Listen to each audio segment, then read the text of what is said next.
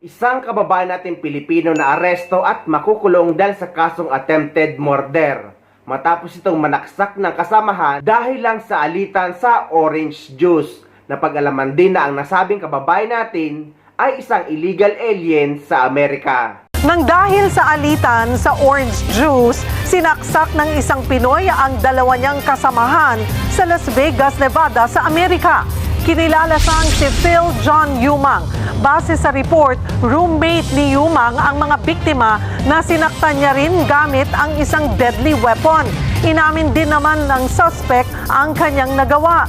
Tuluyan siyang dinampot ng US Immigration and Customs Enforcement o ICE dahil bukod dyan, napag-alamang illegal alien siya. Ibig sabihin, walang legal na mga dokumento ang suspect para manatili sa Amerika.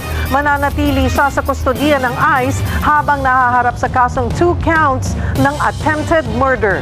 Ang masasabi ko lang bilang isang Pilipino sa sitwasyong ito, na kapag papasok ka sa isang bagay o isang sitwasyon, ay dapat pag-isipan mo munang maigi kung ano ang magiging resulta nito. Dahil ang tapang natin ay dapat nilulugar din natin. Hindi dapat tayo basta-basta sumusugod sa laban o sitwasyon na maglalagay sa atin sa kapahamakan.